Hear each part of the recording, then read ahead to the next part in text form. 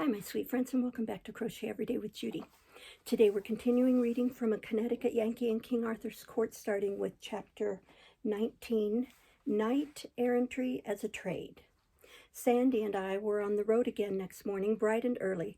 It was so good to open up one's lungs and take in whole luscious barrelfuls of the blessed God's untainted, dew-fashioned, woodland-scented air once more, after suffocating body and mind for 2 days and nights in the moral and physical stenches of that intolerable old buzzard roost. I mean, for me. Of course, the place was all right and agreeable enough for Sandy, for she had been used to high life all her days. Poor girl, her jaws had had a wearisome rest now for a while, and I was expecting to get the consequences. I was right, but she had stood by me most helpfully in the castle, and had mightily supported and reinforced me with gigantic foolishnesses, which were worth more for the occasion than wisdoms double their size. So I thought she had earned a right to work her mill for a while if she wanted to, and I felt not a pang when she started it up. Now turn we unto Sir Marhaus, that rode with the damsel of 30 winter of age southward. Are you going to see if you can work up another half stretch on the trail of the cowboy, Sandy? Even so, fair my lord. Go ahead then, I won't interrupt this time if I can help it. Begin over again, start fair and shake out all your reefs, and I will load my pipe and give good attention. Now turn we unto Sir Marhaus, that rode with the damsel of 30 winter of age southward. And so they came into a deep forest, and by fortune they were knighted, and rode along in a deep way, and at the last they came into a courtelage, where abode the Duke of South Marches, and there they asked harbour. And on the morn the Duke sent unto Sir Marhaus, and bade him make him all... And on the morn the Duke sent unto Sir Marhaus, and bade him make him ready. And so Sir Marhaus arose and armed him, and there was a mass sung afore him. And he brake his fast, and so mounted on horseback in the court of the castle, there they should do the battle. So there was the Duke already on horseback, clean armed, and his 6 sons by him, and every each had a spear in his hand, and so they encountered, whereas the Duke and his 2 sons brake their spears upon him, but Sir Marhaus held up his spear, and touched none of them. Then came the 4 sons by couples, and 2 of them brake their spears, and so did the other 2. And all this while Sir Marhaus touched them not. Then Sir Marhaus ran to the Duke, and smote him with a spear that horse and man fell to the earth. And so he served his sons. And then Sir Marhaus alight down, and bade the Duke yield him, or else he would slay him. And then some of his sons recovered, and would have set upon Sir Marhaus. Then Sir Marhaus said to the Duke, Cease thy sons, or else I will do the uttermost to you all. When the Duke saw he might not escape the death, he cried to his sons, and charged them to yield them to Sir Marhaus. And they kneeled all down, and put the pommels of their swords to the knight, and so he received them.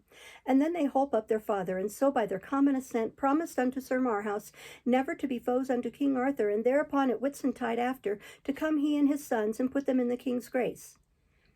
Even so standeth the history, fair Sir Boss. Now ye shall wit that very Duke and his 6 sons are they whom but few days past you also did overcome and send to Arthur's court. Why, Sandy, you can't mean it. And I speak not sooth, let it be the worse for me. Well, well, well. Now who would ever have thought it? 1 whole Duke and 6 dukelets. Why, Sandy, it was an elegant haul. Knight errantry is a most chuckle-headed trade, and it is tedious hard work, too. But I begin to see that there is money in it, after all, if you have luck. Not that I would ever engage in it as a business, for I wouldn't. No sound and legitimate business can be established on a basis of speculation. A successful whirl in the knight-errantry line. Now, what is it when you blow away the nonsense and come down to the cold facts? It's just a corner in pork, that's all, and you can't make anything else out of it. You're rich, yes, suddenly rich, for about a day, maybe a week. Then somebody corners the market on you, and down goes your bucket shop. Ain't that so, Sandy? Whethersoever it be that my mind miscarrieth, bewraying simple language in such sort that the words do seem to come endlong and overthwart, there's no use in beating about the bush and trying to get around it that way, Sandy. It's so, just as I say. I know it's so. And moreover, when you come right down to the bedrock, knight-errantry is worse than pork. For whatever happens, the pork's left, and so somebody's benefited anyway. But when the market breaks in a knight-errantry whirl, and every knight in the pool passes in his checks, what have you got for assets? Just a rubbish pile of battered corpses and a barrel or 2 of busted hardware. Can you call those assets? Give me pork every time, am I right? Ah, peradventure my head being distraught by the manifold matters whereunto the confusions of these but late adventured haps and fortunings, whereby not I alone nor you alone, but every each of us meseemeth No, it's not your head, Sandy. Your head's all right as far as it goes, but you don't know business. That's where the trouble is. It unfits you to argue about business, and you're wrong to be always trying. However, that aside, it was a good haul anyway, and will breed a handsome crop of reputation in Arthur's court. And speaking of the cowboys, what a curious country this is for women and men that never get old. Now there's Morgan Le Fay, as fresh and young as a Vassar pullet to all appearances, and here is this old Duke of the South Marches still slashing away with sword and lance at his time of life, after raising such a family as he has raised. As I understand it, Sir Gawain killed 7 of his sons, and still he had 6 left for Sir Marhaus and me to take into camp. And then there was that damsel of 60 winter of age still excursioning around in her frosty bloom. How old are you, Sandy? It was the first time I ever struck a still place in her. The mill had shut down for repairs or something. Chapter 20. The Ogre's Castle. Between 6 and 9 we made 10 miles, which was plenty for a horse carrying triple, man, woman, and armor. Then we stopped for a long nooning under some trees by a limpid brook. Right so came by and by a knight riding. And as he drew near, he made dolorous moan, and by the words of it I perceived that he was cursing and swearing. Yet nevertheless I was glad of his coming, for I saw that he bore a bulletin board whereupon in letters of all shining gold was writ, "Use Peterson's prophylactic toothbrush, all the go." I was glad of his coming, for even by this token I knew him for knight of mine. It was Sir Maddox de la Montaigne, a burly great fellow whose chief distinction was that he had come within an ace of sending Sir Launcelot down over his horsetail once. He was never long in a stranger's presence without finding some pretext or other to let out that great fact. But there was another fact of nearly the same size, which he never pushed upon anybody unasked, and yet never withheld when asked. That was, that the reason he didn't quite succeed was that he was interrupted and sent down over horsetail himself. This innocent vast lubber did not see any particular difference between the two facts. I liked him, for he was earnest in his work and very valuable, and he was so fine to look at, with his broad-mailed shoulders and the grand leonine set of his plumed head, and his big shield with its quaint device of a gauntleted hand clutching a prophylactic toothbrush with motto, "Try, no you don't." This was a toothwash that I was introducing. He was a weary, he said, and indeed he looked it, but he would not alight. He said he was after the stove polish man, and with this he broke out cursing and swearing anew. The bulletin boarder referred to was Sir Ossace of Surluce, a brave knight and of considerable celebrity on account of his having tried conclusions in a tournament once, with no less a mogul than Sir Gaheris himself, although not successful. He was of a light and laughing disposition, and to him nothing in this world was serious. It was for this reason that I had chosen him to work up a stove-polish sentiment. There were no stoves yet, and so there could be nothing serious about stove polish. All that the agent needed to do was to deftly and by degrees prepare the public for the great change, and have them established in predilections toward neatness against the time when the stove should appear upon the stage. Sir Maddox was very bitter, and brake out anew with cursings. He said he had cursed his soul to rags, and yet he would not get down from his horse, neither would he take any rest or listen to any comfort until he should have found Sir Ossace and settled this account. It appeared, by what I could piece together of the unprofane fragments of his statement, that he had chanced upon Sir Ossace at dawn of the morning, and been told that if he would make a short cut across the fields and swamps and broken hills and glades, he could head off a company of travelers who would be rare customers for prophylactics and toothwash.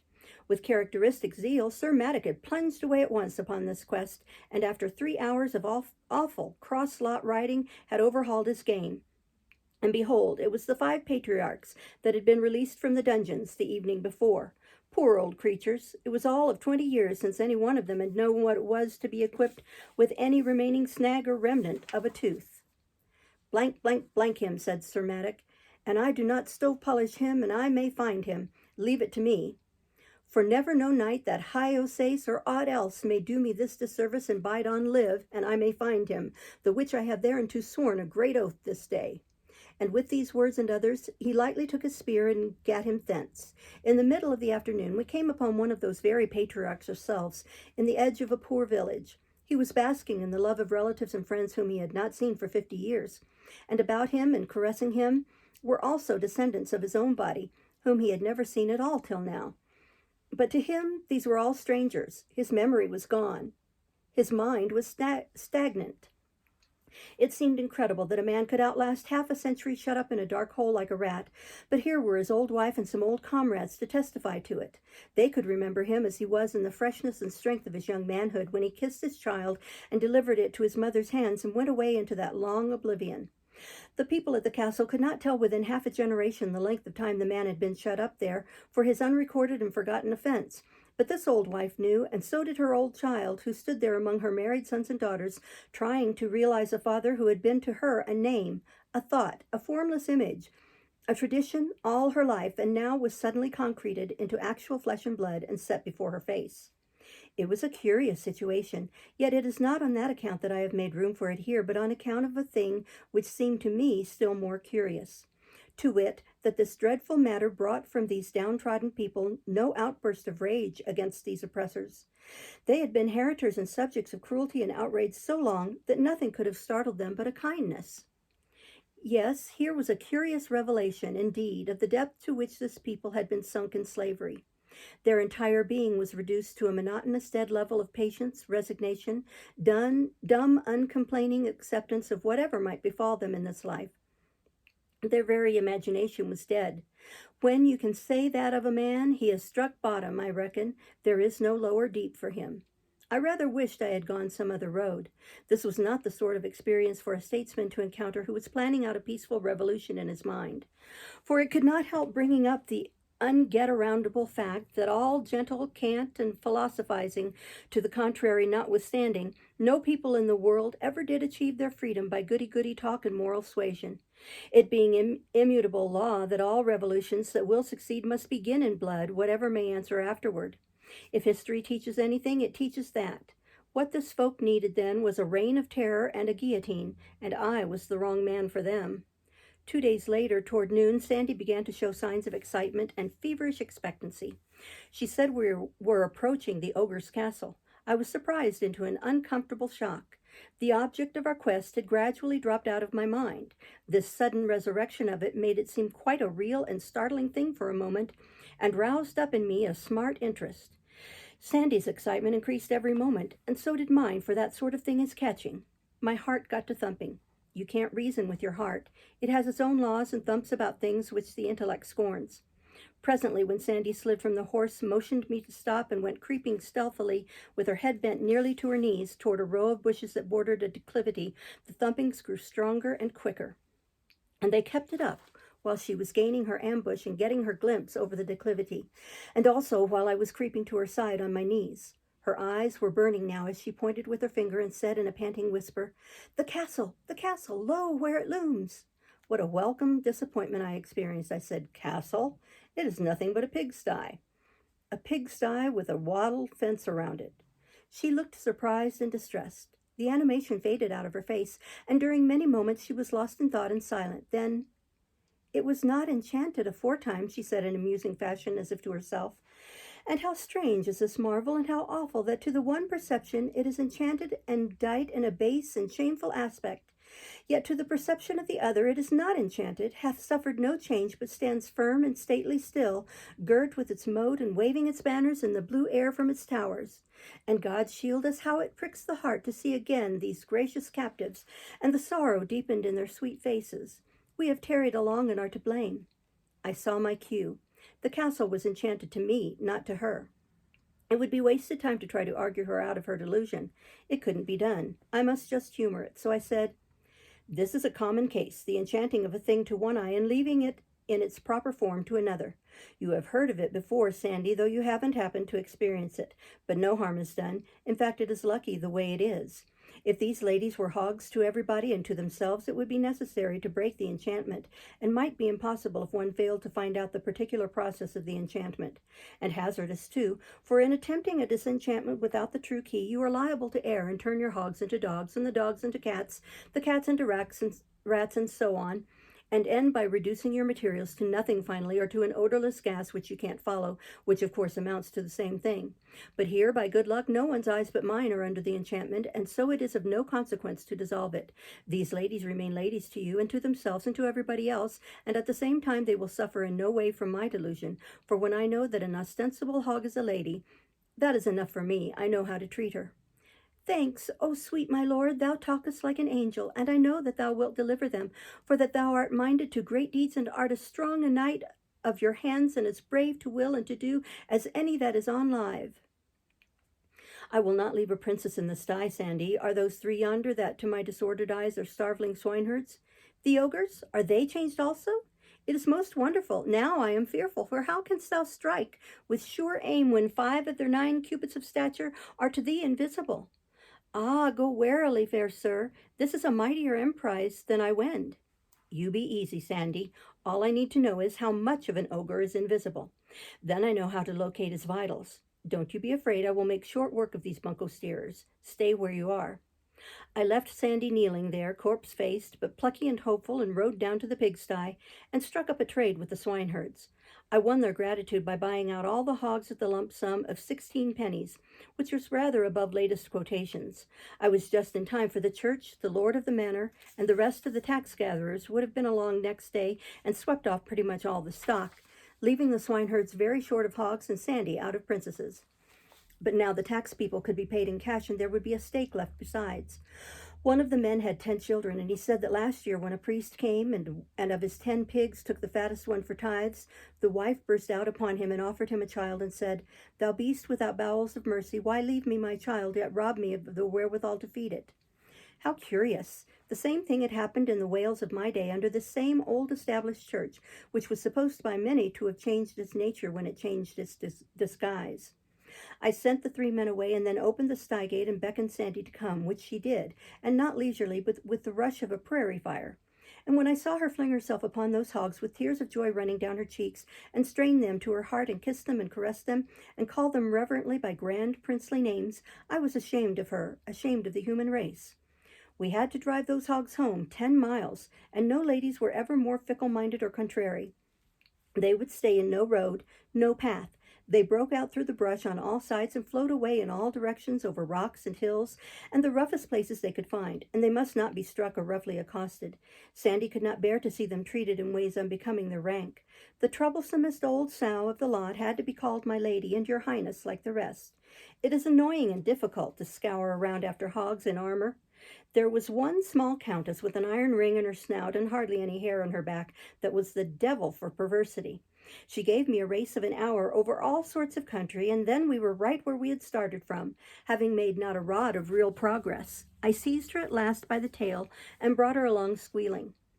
When I overtook Sandy, she was horrified and said it was in the last degree indelicate to drag a countess by her train. We got the hogs home just at dark, most of them. The Princess Nerovens de Morganore was missing, and 2 of her ladies-in-waiting, namely Miss Angela Bowen and the demoiselle Elaine Courtemain, the former of these 2 being a young black sow with a white star in her forehead, and the latter a brown one with thin legs and a slight limp in the forward shank on the starboard side, a couple of the tryingest blisters to drive that I ever saw. Also among the missing were several mere baronesses, and I wanted them to stay missing, but no, all that sausage meat had to be found. Servants were sent out with torches to scour the woods and hills to that end. Of course, the whole drove was housed in the house, and great guns. Well, I never saw anything like it, nor ever heard anything like it, and never smelt anything like it. It was like an insurrection in a gasometer. We'll stop there for today and start next time with Chapter 21. Thank you for watching. Bye-bye.